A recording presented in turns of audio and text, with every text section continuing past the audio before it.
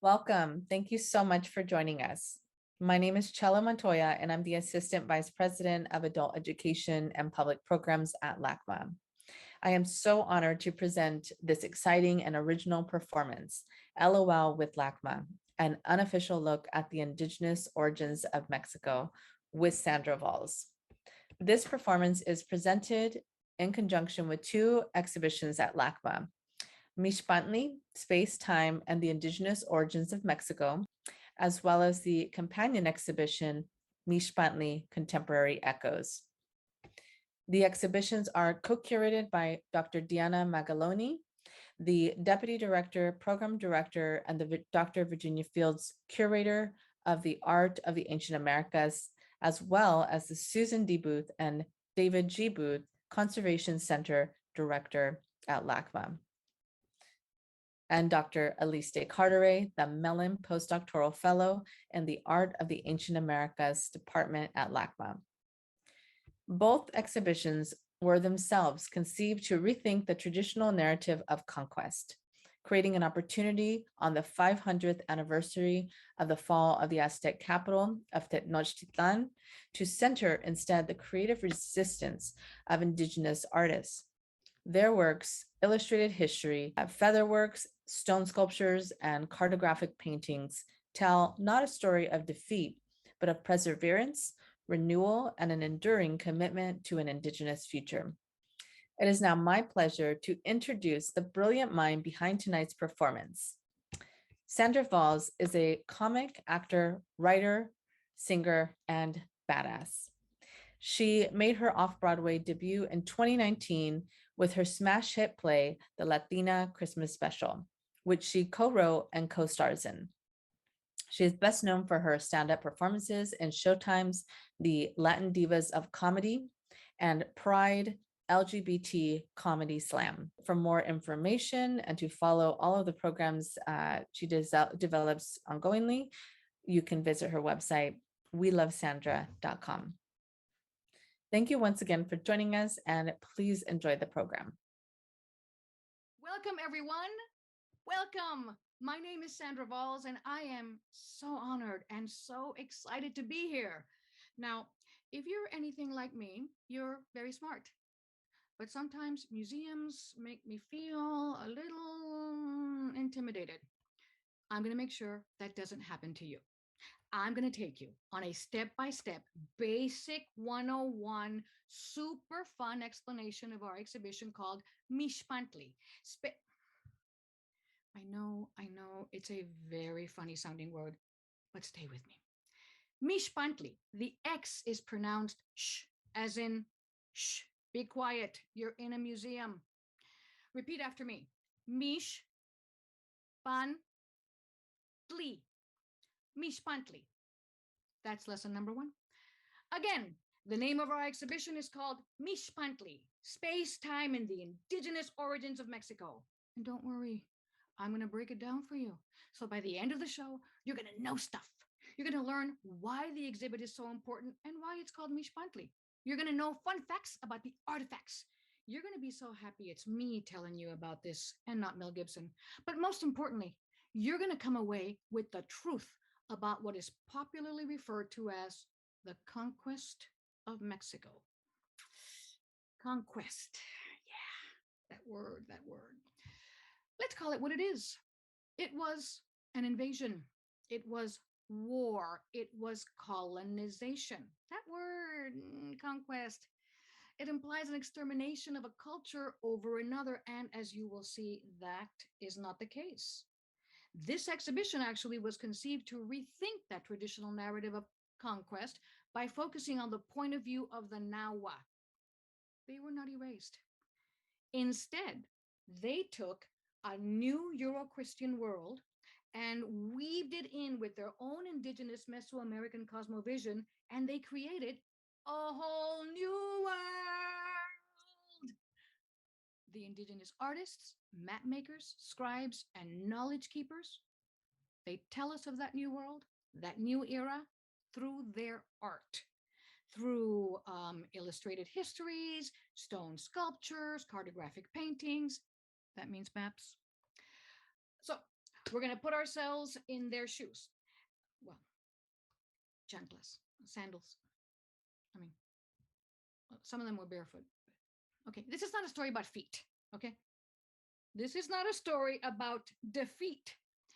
This is a story of perseverance, of renewal, of creative resilience, and commitment to ensuring that their Nawa histories live on. Oh, and fun fact, this is the 500th anniversary, not of the conquest, but the Spanish invasion, the Spanish Aztec War of Mixpantli, which again, I'll tell you what that means later. Also, and I know some of you are like, wait. Sandra Valls, why would they get a Spaniard to talk about this? Okay, my last name is Spanish, but my culture is Mexican. And yes, I have problems with invading myself. I mean, oppressing myself. Anyway.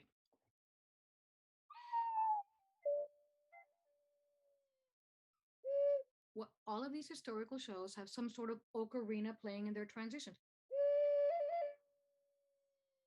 Welcome to Mixpantli, Space, Time, and the Indigenous Origins of Mexico. But first, some handy definitions. I will be using these terms throughout the show, so pay attention. Nahua, an ethnic group indigenous to Mexico and parts of Central America that speak Nahuatl. Notice I said Nahuatl, not Nahuatl. The t is a sound. Mexica, a Nahua group of Central Mexico who ruled what we call the Aztec Empire. Aztec, a term invented by a German explorer to describe the Mexica. It means people of Aztlan, the mythic homeland of the Mexica. And Mesoamerican, a term invented by the European researchers to describe a historical and cultural region that expands from Mexico to Central America. So literally, Middle America. So the Mexica are a Nahua group and also Aztec. And now, you've heard of Florentine cookies. You've heard of eggs Florentine. You've even heard of the Florentine Gardens in Los Angeles. But now, get ready for the Florentine Codex. The Florentine Codex, aka the General History of Things in New Spain, which means Mexico, aka Historia General de las Cosas de Nueva España. It was created in the 16th century in 1575, and y'all, it spills the tea on Nahua culture. It is an illustrated encyclopedia with 12 bilingual volumes written in 2 columns, one in Nahuatl and the other in Spanish. And it's talking about knowledge, ceremonies, divinations, omens. Sounds like Hogwarts. Sorry, Hogwarts.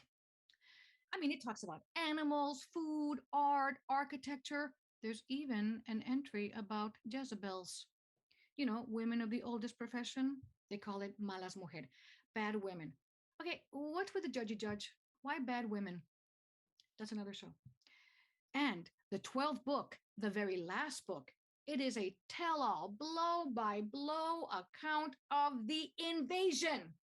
It is the only history in the encyclopedia. This is why the Florentine Codex is so very important. Oh, and fun fact, it's called the Florentine Codex because the Medicis, somehow they ended up with it, and now it lives in Florence, Italy. So hence it's called the Florentine Codex.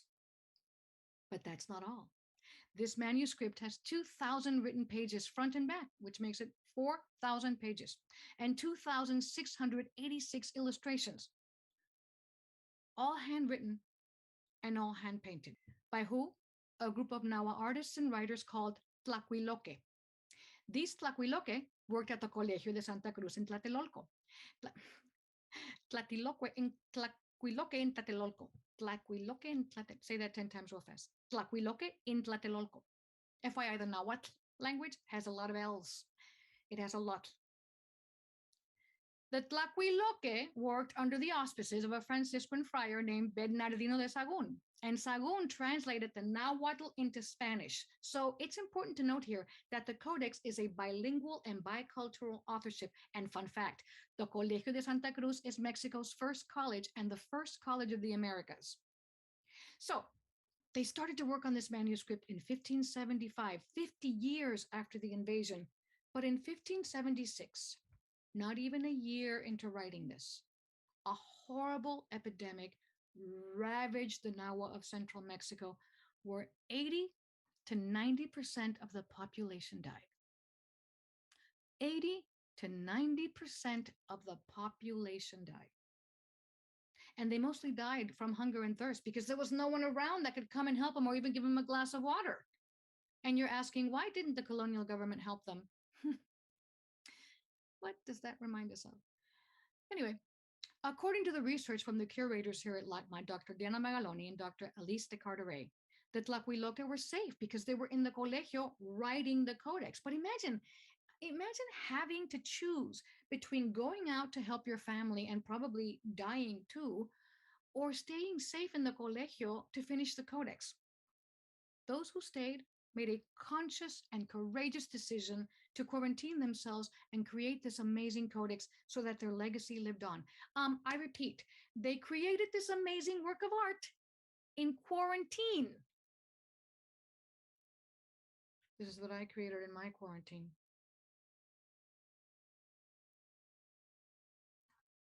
Oh, and also the damn Spanish Inquisition.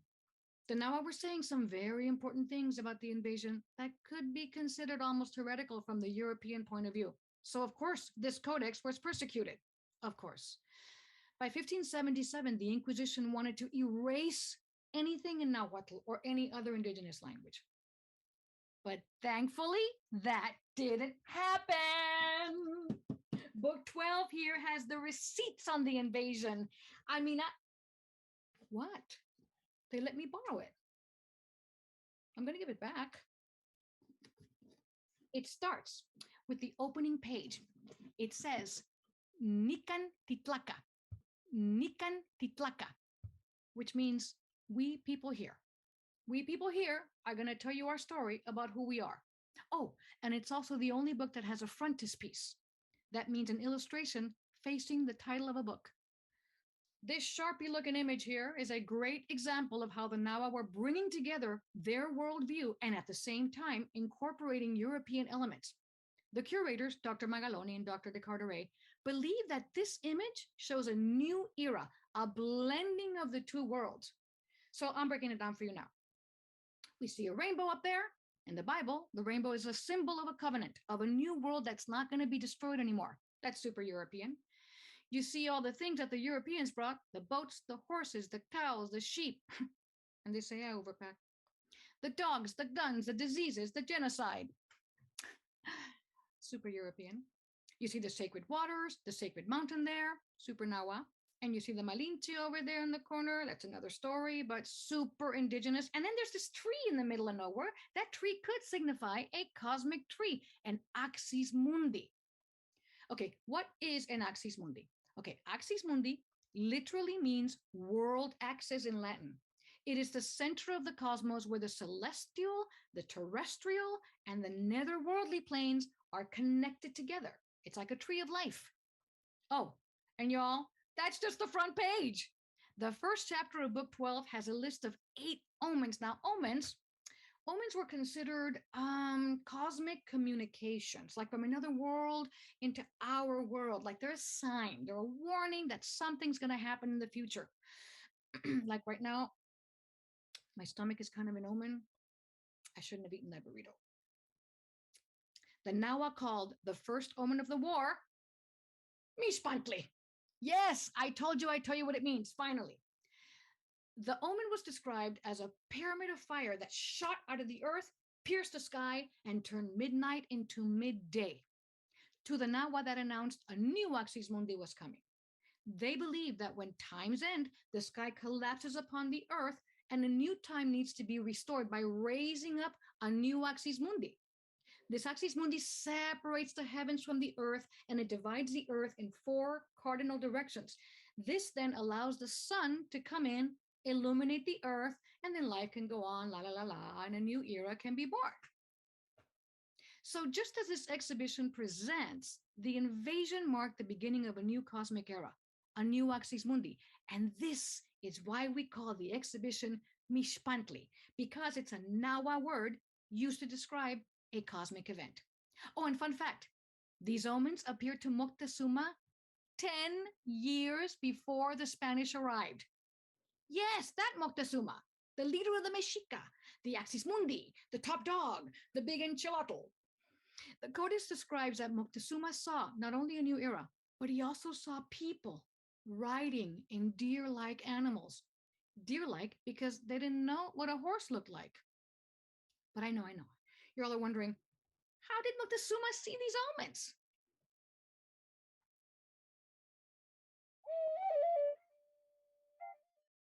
He gazed into an obsidian mirror just like this one. This mirror is from the Aztec era, which was from 1325 to 1521. Look, there I am at LACMA gazing into it myself. Kind of spooky. It's the same concept as gazing into a crystal ball. It is a form of divination known as scrying.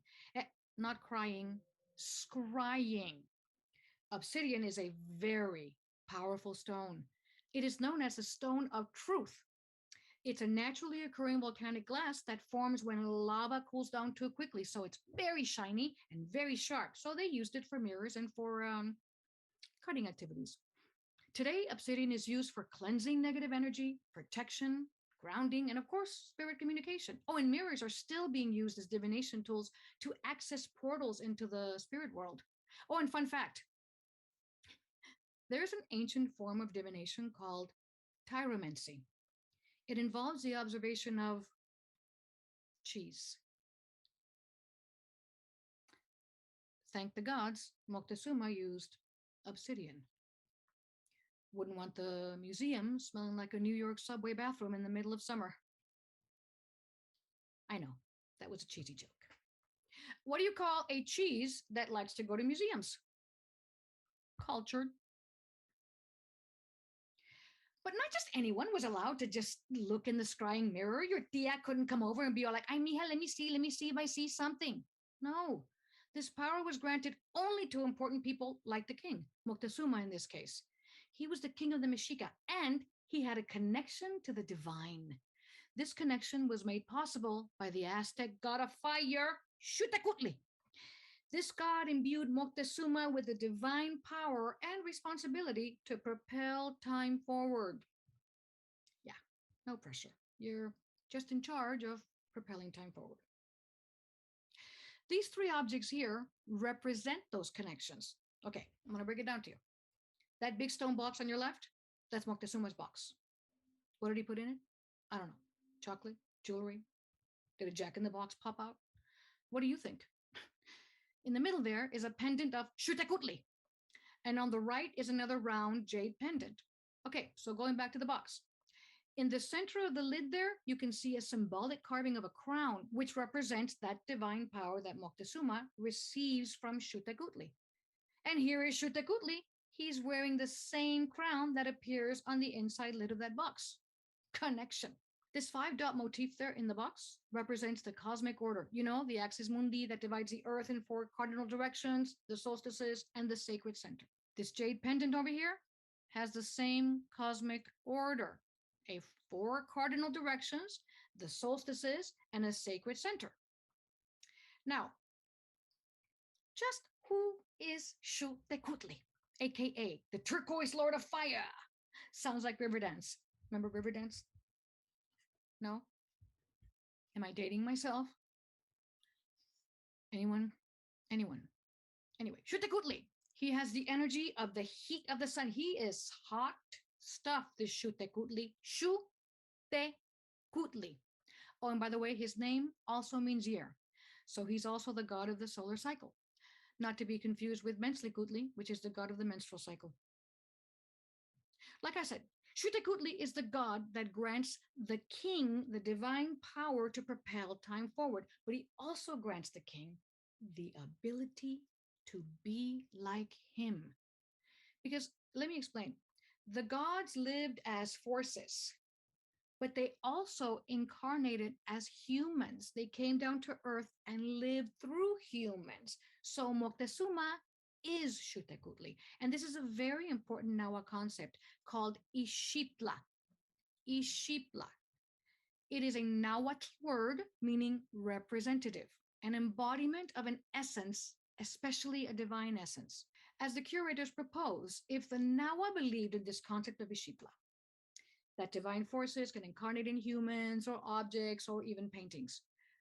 Imagine how easy it was for the Nawa to understand how God incarnates into the body of Christ and then becomes a new axis mundi, the new sun. This is how Christianity was understood in Mesoamerica. And this is very, very important for you to remember for this exhibit. These next two statues are symbolic of that transition of Moctezuma as Xutecuhtli, the axis mundi of the Mexica, transforming himself into the Christ-like figure. This here is a statue of Xutecuhtli, and it goes way back to 1521. And see how he looks reddish? The reddish pigment signifies the heat of the sun because he's the turquoise god of fire. It also signifies the blood, that life force that's in all of us. The Mexica would have seen this statue of Xutecuhtli as alive, not just a representation. And I gotta say, it was quite impressive. I felt a really strong energy from that statue when I was standing right next to it. It felt very much alive to me. Right across Xutecuhtli, right across that from the statue, you see an atrial cross. Now, man, these missionaries put crosses all over the place. The thing is, for the Mexica, a cross-like figure has always been a cosmic tree, representing the energies from the heavens and the energies from the entrails of the earth coming into that being. The identity of this cosmic tree here, the new axis mundi, the new sun, is Christ. But why does he look like, I am Inigo Montoya? You killed my father. Prepare to die. So, just a little refresher here, just in case you skipped class that day.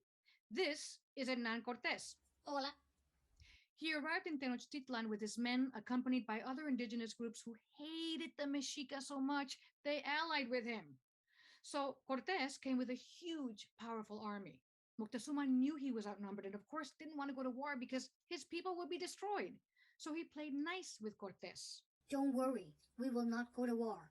Okay, you can stay in my palace. Cortés, being the good Christian that he is, took Moctezuma prisoner. Hey, what the hell?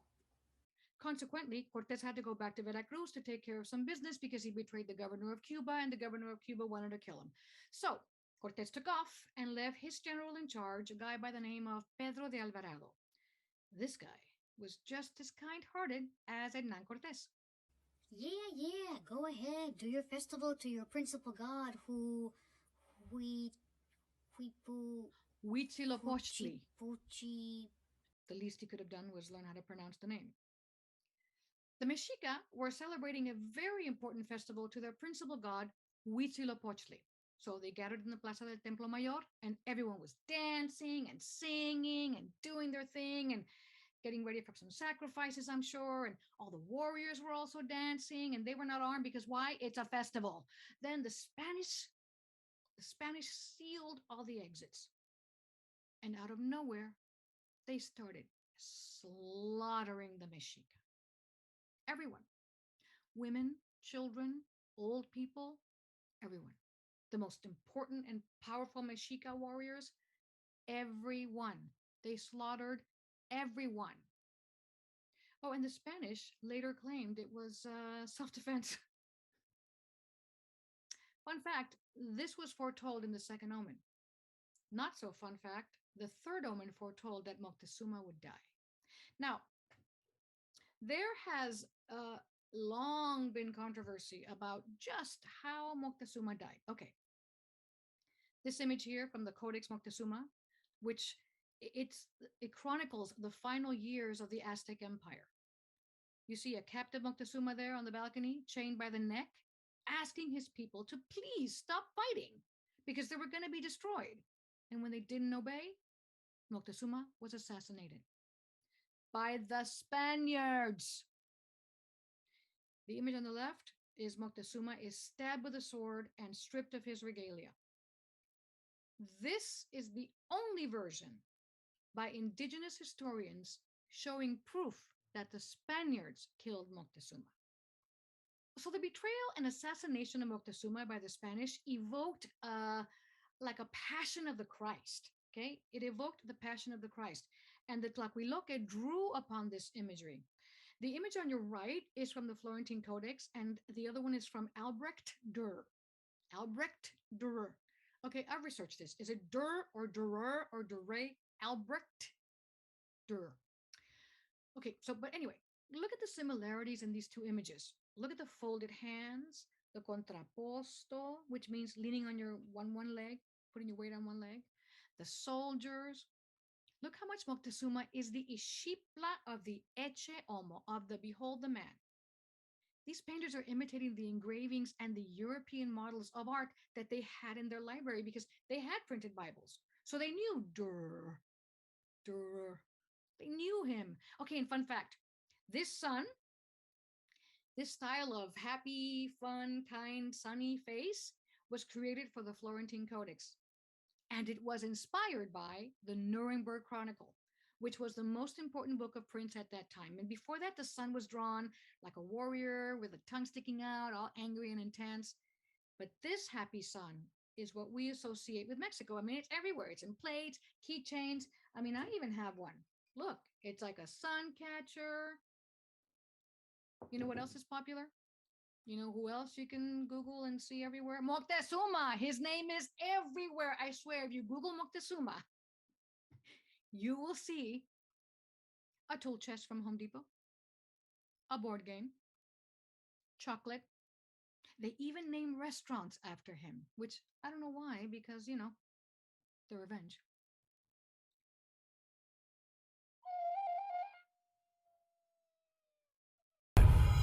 So we already know that in Mesoamerican worldview, the cosmos had been created, destroyed, and recreated. It was a cyclical pattern. When an era ended, the sky would collapse upon the earth, and a new era had to be born by raising a new axis mundi, a cosmic tree.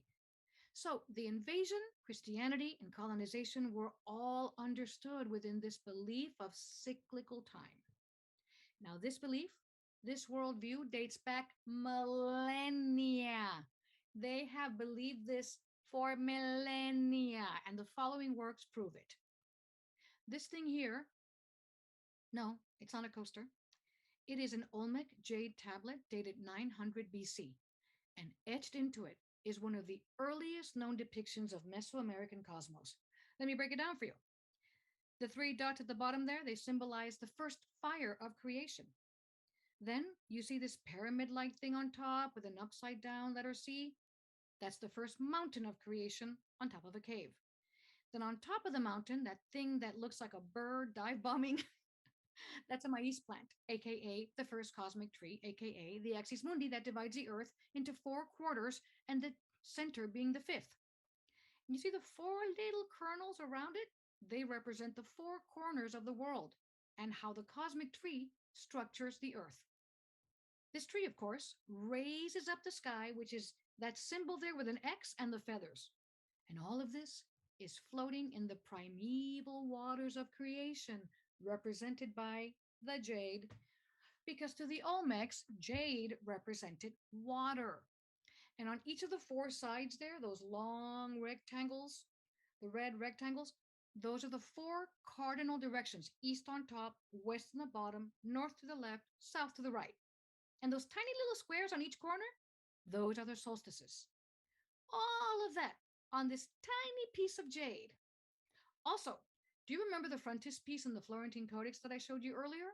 Look at this connection made by the curators. Like I said, this jade plaque is from 900 BC and this drawing is from 1575.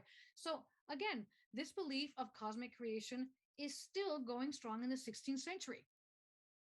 Damn, it really does look like an ancient Olmec coaster. Well, fast forward 2,000 years, we see the same concept here, but in a vase. Here is the mountain of creation on top of a cave, and the pot itself is like a mountain that you can go in and out of. This is a Mexica solar disk, and it dates back to the 15th century. This is absolutely one of my favorites, hands down. You have to see it live and in person. This is the depiction of the sun and its cyclical movement across the horizon over the course of a solar year. The figure in the center, I know, you're like, hey, what happened to that monster-like ugly face with the tongue sticking out? That is a different calendar. The figure in the center is called Naui Olin. Naui means four, And Olin means movement. So four movement, aka the movement of the sun in the four directions. Four movement. Naui Olin is also the name of the Mexica sun of this time. Every era had a sun, okay? Every era had a sun that influenced it. And this solar era ended with the Spanish invasion. The little circles around there, they're called shu, and they symbolize the turquoise energy of the sun. You know, shu, as in Shutecutli. The feathers there are a symbol of the sky, like eagle feathers. Then you see these upside down V's on top and the bottom and at each side. Those are sun rays that mark the cardinal directions, you know, east, west, north, and south. And in between those V's, those feather like things, they represent the solstices. So this is a union of time and space. Time is the sun, space is the earth with the four cardinal directions. And this relief would have been placed on a monument, or sacrifices would have been placed on top of it. Fun fact, Naui Olin is also the name of a feminist Mexican painter, poet, and artist model whose real name is Carmen Mondragon. You have to check her out. She is amazing.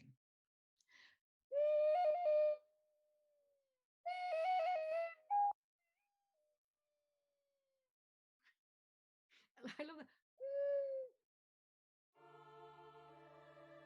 Our Lady of Guadalupe is sacred to so many of us Mexicans. She is the cornerstone of Mexican culture and belief. My Catholic elementary school was called Our Lady of Guadalupe. I gotta say, I'm still traumatized from when they did away with the little confessional booths and opted for face to face confessions. For penance, I was assigned a lot of Our Fathers and a lot of active contritions. If you're Catholic, you know. But just a little refresher here. Our Lady of Guadalupe appeared to an indigenous man named Juan Diego on a hill called Tepeyac. She told Juan Diego, "Go tell the Archbishop that I want a church built for me here on this hill." So Juan Diego obediently scurries to give the message, and the Archbishop was all, "The Virgin appeared to you. Get out. Get out." So poor Juan Diego sprints back to the Virgin, and he's all, "Oh, yeah, that didn't go so well." And the Virgin's all like, "Yes, I know, but go and try again." So of course Juan Diego obeys, and he skedaddles all the way back. And this time the Archbishop was all like, "In vino veritas, what, you again? Pero qué demonios está pasando aquí? How do you keep getting in here? Who keeps letting this guy in here?" Listen, fine, but I want a sign. Bring me back a sign. So Juan Diego scampers back, all side hurting, all drool coming out. Oh, he goes back to the Virgin, and he's all, he says he wants, he says, and she's all, I already know. Go and pick flowers and put them in your tilma. Tilma means cloak. Now, Juan Diego was a very poor man, so his cloak was not cotton. It was a rough material made from cactus fiber. But more importantly, it was the middle of winter. So there weren't supposed to be any flowers blooming around, but indeed there were. So anyway, the Virgin goes, when you see the Archbishop, just open your tilma and let the flowers fall out." So poor Juan Diego, he scrambles back to the Archbishop, unfurls his tilma, and Castilian roses spill out. Castilian roses are not found in Mexico. Plus, and this is the main event, Our Lady of Guadalupe's image miraculously appeared on the tilma. The tilma is now preserved in the Basilica of Our Lady of Guadalupe, which is situated on the same hill that she appeared to Juan Diego. And any one of us can go see it. This is perhaps the most sacred object in all of Mexico. Fun fact, over 20 million people visit the Basilica every year. So that belief was persecuted, of course, that belief was persecuted by the Catholic authorities of New Spain for 100 years. It would be a very long time before Guadalupe becomes the Virgin of Mexico as we know her to be now. This image here is a printed certificate of indulgence issued by the Archbishop of Mexico, and it was used to raise money to finance the construction of the new sanctuary of Tepeyac, consecrated in 1622, which later became the Basilica de Guadalupe. Now, look at the images around the Virgin. Those images tell of miraculous stories of her curing the sick, helping people, but look at it closely. The people she's helping, they're not indigenous peoples. They're criollos, which are Spaniards born in Mexico. So by now, the indigenous image has been appropriated by the Mexican elites. Again, this was an image that was persecuted in the beginning because it was through a Nahua that it was created. Plus, it was on the same mountain that the Aztecs worshipped the goddess Tonantzin, which means our revered mother. Some people feel the Spanish colonial church sort of fabricated the story of Guadalupe as a way to convert the indigenous people to Christianity. So, Guadalupe not only represents our hybridity, but she also represents the political struggles of colonization. Okay, that was good. I'm getting better. So you already know what the Codex is. I've told you all about it, but a lot of attention and focus has been given to the text of the Codex. But what about the amazing illustrations? The Florentine Codex is also a fantastic, beautiful work of art. And remember, these artists were painting this in the middle of an epidemic that killed 80 to 90% of the Nahua population. So they were recreating a world that they felt was coming to an end. And also remember, they were in quarantine. They couldn't just go out and get more paint. Whatever paint they had, that's what they had. They chose to quarantine themselves and commit to preserving their story for the future. And we thought it was very important to have these swatches of colors as symbols of that effort. As Dr. Diana Magaloni has shown with her extensive study of pigments, to the naked eye, this little flower looks red, but no, it's actually two reds. One red is cochineal and the other is cinnabar. Now, I know, you're like, why would you need to color it two reds when you're running out of paint to begin with? Because it's sacred. The Mesoamericans believed that colors had the power to make images ishipla. Remember that word? Ishipla, to bring to life. They created pigments imbued with divine energy of the masculine solar force, which is the upper world, and the feminine lunar force, which is the underworld, two forces. That flower has those two forces. The cochineal, which is made from the insects that are found in the upper world, and the cinnabar, which is made from the mercury that's found in the underworld and the underground. So this tiny little flower has that power of creation. It's alive. Now, they did start running out of pigment halfway through book 11, and we begin to see the drawings in black and white.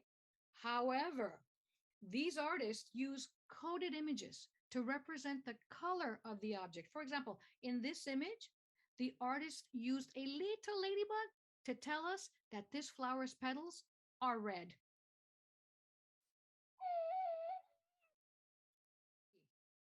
This exhibit starts with a mirror and ends with maps, which are they themselves considered mirrors because they're special ways of seeing people's histories and their lands.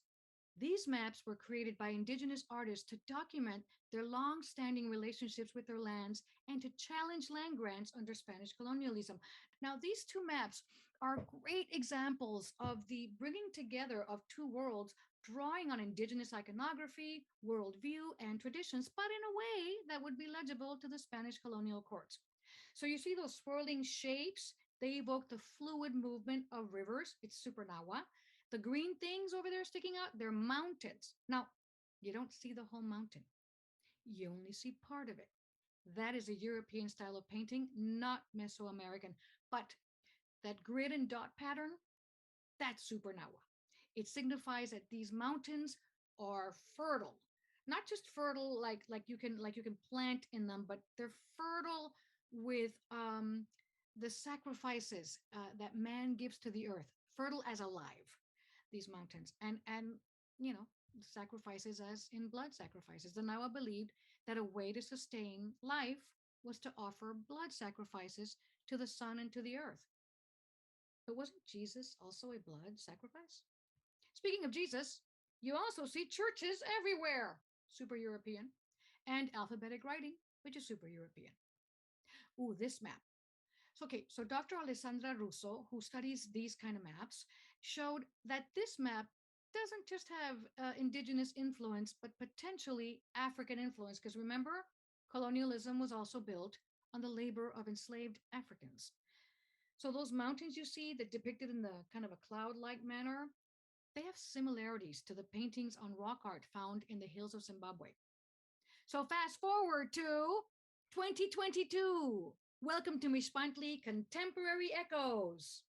This exhibit is inspired by the indigenous map-making tradition of Mesoamerica.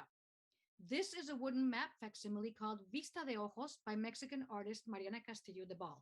It is engraved with the Santa Cruz map, which was created by an indigenous cartographer. This is considered the oldest known map of Mexico City 30 years after the invasion. And don't worry, you're supposed to walk on it. It is so, so, so impressive. And of course, there's churches all over the place. You can't throw a rock without hitting a church. Church, church, church. Come on, hurry. We'll be late for church. You better go to church or else. Hey, girl, hey, can someone give me a ride to church? Surrounding this central feature of the gallery, we are very lucky to have several works by Chicana, Los Angeles-based artist Sandy Rodriguez. Now, what's unique about Sandy's artwork, aside from the fact that she's a genius, is that Sandy paints with traditional pigments on traditional paper made from beaten bark. It's called amate paper.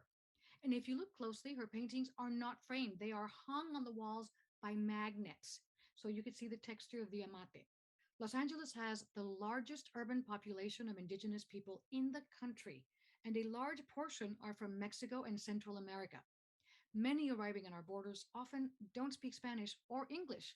They speak indigenous languages. Fun fact, Zapotec is the most widely spoken indigenous language in Los Angeles. Now, LACMA has partnered with Cielo, Comunidades Indígenas en Liderazgo. They are an indigenous, women-led, nonprofit organization that works jointly with their communities residing in Los Angeles. The interactive map in the gallery, it's there so you can see just how much indigenous people are still a part of our current landscape. So now we've come to the end. Now you know stuff. Now you can come to LACMA and not feel crazy and intimidated. You can come and impress your friends with all your knowledge. Hell, now I know stuff. You know, I had so much fun creating this show for you. I truly, truly did. And I hope you had fun listening to my crazy antics and listening to all this information that I've gathered for you. Remember, history isn't always what we were taught in school. Thank you so much, LACMA, for having me. It was truly an honor. Thank you so much once again, Sandra. That was super informative and hilarious. And I just encourage everyone to send your love in the chats. We hope you really enjoyed this. I'd now like to welcome Sandra Valls to the virtual stage, IRL, and join us for some questions. Ask some questions in the chats and the Q&A. And I'm going to kick it off with some questions we have for you. How Hi, are everyone. you? I'm good. I'm trying to get my light right. My light right. Beautiful. And I'm so glad everyone joined us. Thank you for joining us. I had such a great time.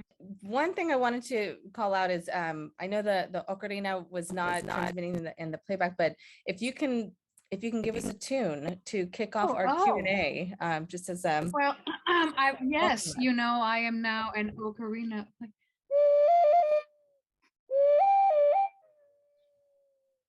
I especially like the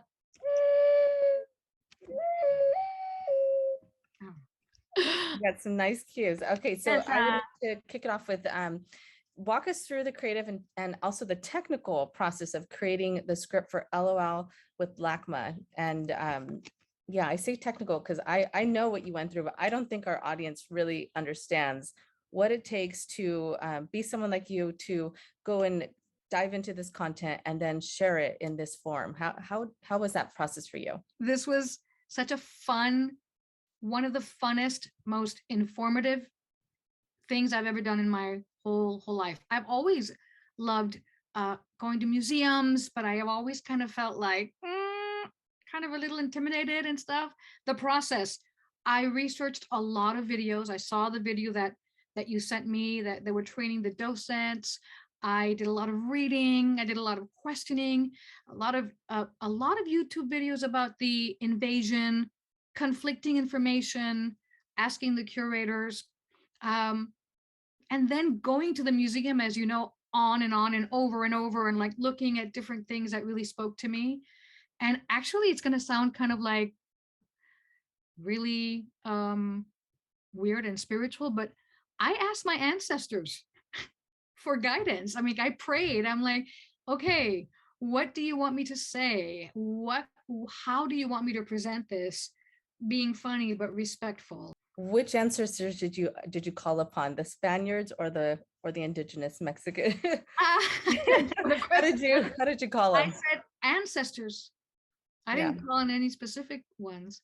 I actually even went to the museum and stood in front of Xutekutli. I know it sounds so crazy, but I don't care. In front of the statue, and I said, okay, I know that people believed in you, and I know that whoever created the statue, they created it with their own hands. What do you want me to say? Like, I want to be funny and honor this. And then I just sat down and I started writing and rewriting, as you know, and rewriting and visiting and doing more and more research. But as I did more and more research, I kept going further and further down the rabbit hole about so many injustices. So I got really, really upset. I got really angry. And I started getting depressed about how horrible the invasion was, and people who just think they can come in and take whatever. It's just, ugh. Anyway, but you know what? I mean, knowledge is power. And I felt like, wow, somehow you chose me. You chose me to give you the message. And at first I was like, why me? Then I'm all like, well, who better than, of course, me. Through my filter, I could filter it in and then give it to you how I want to hear it. You know, I remember at first I was like, I like things broken down. I like things like step by step. So I created the graphics, the arrows, the step-by-step points, and I created all of that. And I'm very proud of it, I have to say. I'm very proud of the work. Yeah, I also want to thank Kim Scott for recommending you through Oh, I love Kim Scott. This network of community. You know, you came to us, and this was, beautiful interpretation of, the content and the engagement. We'd love to bring new audiences to LACMA, and sometimes it takes a little comedy to kind of welcome people into this it can be very academic, as you pointed out. Oh, it was Thank you for breaking it down. Oh, because when I saw your videos, I was like, what? I was like, this is so scholarly. And then I'm like, well, let me put on my scholarly hat. And I broke it down. I was like, how am I? And I kept asking you, is this like I'm teaching middle schoolers, right? Like, because that's my mentality also. Like, let's do it. Let's formulate it that way. And humor is important though, Cello. I mean, to me, I heard somebody quote, like, when people's mouths are open laughing, you could feed them knowledge. When you laugh and you release, it's relatable. So my whole thing with you, remember we talked over and over, like, how am I going to make this relatable? From our audience, Lois wants to know what pieces of the exhibits were your favorites. Did you have any? Hi, Lois. That's a hard one, because I really, really loved the Florentine Codex, even though it was a facsimile. But when I researched the codex and how they created it in quarantine and how they decided, bravely and courageously to stay in the quarantine and write their history, it made me want to write my stuff. I mean, I love taking pictures. I love archiving. Like, our history lives on because of what we leave behind. And what are you going to leave behind to people? That was one of my favorites. I loved the Nawi Olin. I love the Olin, the calendar. I loved its presence. I especially loved the obsidian mirror. That's another thing that I really believe in. I really believe that it was a scrying tool. I believe that people have the gift of scrying and to see, and use it for good and for not so good sometimes. But I really believe that people, that extra added spirituality, and yeah, I believe in all of that. And I think that being in front of that mirror, I was like, I didn't want to even look at it. And also from Nikki, did you find any similarities with anything going on in our world now? I mean, we're in a pandemic. This was happening all in a pandemic. Some of the books were created, and what other things did you find relatable to what's going on now? sadly, the struggle of humans that you have the reality of the cruelty that people inflict, but yet you have the human spirit that lives on and desperately wants to be seen is still going on, even with our own personal lives. Like, this is what I created, even though you might think, I mean, art is so subjective, but I can respect that they created something and now it still lives on. The maps, this is a way to tell my history, that I have been here. This is me. This is where we are. This is a document of saying we were here, we existed, is I think just a through line of humankind. Yeah, I think you referenced it as a receipt. It's a receipt of that moment. Receipts. Yes. Yeah, so I love that. After working on a project like this, can you tell us how you see museums and this the space that we're trying to create to open up new lenses? This particular lens was really centering the Indigenous perspective, whereas historically it's usually the perspectives of those who have conquered. Those stories get told. That's the thing that's so important. You're right. Historically, I'm reading a book right now called Lies My Teacher Told Me. It opened up, it really, every project I have educates me in some way, and it feeds me in some way, and it makes me grow. But this one was dear to my heart, though. I didn't think it was going to be, honestly. I thought, I'm going to do a fun project, I'm going to get paid for it, and but this really made me open door and open a door and open a door and open another door and go, what is the truth? And if anyone who knows me very well knows that I'm all about, like, what's the truth? Like, how can we walk and live our truth? And how can we exist without invading or making or forcing anybody else with our own beliefs? How do I think about museums? I love museums, but I've always felt intimidated. And everywhere I go, even if I go to have a show, like in a town or something, I want to learn about the town. I want to learn what's important about that place. But this is like, I really enjoy learning. And I really, now when I go see an exhibit, like, I want to know, I was going to say through my Walkman, am I dating myself? I want to hear about everything, but I want to hear about everything in depth. And now, like, I totally want a new career. I'm like, I want to be the one guiding you. I want to be the one telling you about exhibits. That's what I want the to do. docent, and actually I'm a docent we're now. recruiting, so please join us, everyone. I'm totally a docent now. Beautiful. It's amazing to really be the person to transfer and exchange. We practice conversation based, and we really enjoy also receiving perspectives, because it's really important to get that feedback. We might have different ways of looking at it. The curators really framed this content in a way that was scholarly and as accurate as possible, but also careful not to just suggest that these are facts. You have to, know that we don't have access to the map makers of those times. We do have access to Sandy Rodriguez and Mariana Castilla de Valls, the contemporary map makers. And that's a, very exciting way to have an entry point to know what these current artists are thinking when they make these objects. That was interesting to me too, because when I saw your videos, I just decided that everything was a fact. What do I know? My teacher's telling me this, the curator is saying this. And then I realized, oh yeah, there's certain things it's their theory. It's what they think happened or what they think it is. And so, she was saying to me, you say everything as it's a fact. And that's just kind of my way of talking sometimes. Everything's like, that's how it is. Yeah, that was part of this process of this this pilot program was really understanding that the curators will interpret and frame, and then you were definitely mindful and careful not to reinforce that these are factual details, but you really kind of conveyed the information very accessibly. So we really appreciate your great care with that. Thank you. I would love to have people change their mind about museums also and go, oh, I want to know, and I want to learn and grow and know more about stuff. And my friend Lois at one point was saying, this is stuff I should have known already. Well, this is stuff I thought I should have known already, but we were taught wrong. We were taught different. And somebody said, will you be doing this show again? A tour. Oh, let's do a tour, Cello.